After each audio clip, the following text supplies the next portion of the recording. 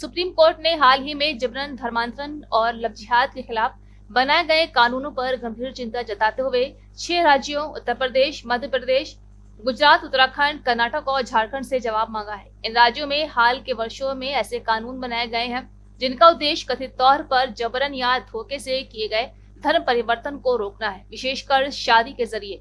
इन कानूनों के तहत किसी व्यक्ति द्वारा धर्म बदल कर शादी करने की स्थिति में सख्त कानूनी कार्रवाई का प्रावधान है, लेकिन इन प्रावधानों को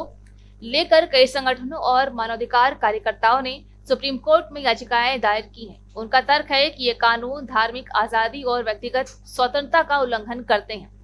और खास तौर पर मुस्लिम समुदाय के युवाओं को निशाना बनाते हैं। सुप्रीम कोर्ट ने इस पर सुनवाई करते हुए कहा है कि जब तो बालिग आपसी सहमति से शादी करना चाहे तो इनमें राज्य को हस्तक्षेप का कोई अधिकार नहीं होना चाहिए। कोर्ट ने सवाल उठाया है कि क्या ऐसे कानून संविधान के अनुच्छेद 21 जो जीवन और व्यक्तिगत स्वतंत्रता की गारंटी देता है और अनुच्छेद 25 जो धार्मिक स्वतंत्रता का अधिकार देता है के खिलाफ नहीं है, और यदि राज्य इस क्षेत्र में दखल लेता है तो एक खतरनाक प्रवृत्ति बन सकती है। इस टिप्पणी के साथ ही कोर्ट ने सभी 6 राज्यों को 4 सप्ताह के भीतर विस्तृत हलफनामा दाखिल करने को भी कहा है, जिसमें ये बताया जाए कि कानूनों को बनाने की जरूरत क्यों पड़ी और वे कैसे मौलिक अधिकारों का उल्लंघन नहीं करते। इस मामले की अगली सुनवाई में ये तय हो सकता है कि क्या ये कानून संवैधानिक रूप से वैध हैं या उन्हें रद्द किया जाए। इस बीच ये मुद्दा देश भर में राजनीति और सामाजिक बहस का विषय बन गया है, जहाँ एक ओर कुछ ऐसे लोग सांस्कृतिक और धार्मिक सुरक्षा का जरिया मानते हैं, तो वहीं दूसरी ओर इसे व्यक्तिगत स्वतंत्रता और लोकतांत्रिक मूल्यों पर हमला बताया जा रहा है। सुप्रीम कोर्ट की टिप्पणी और हस्तक्षेप ने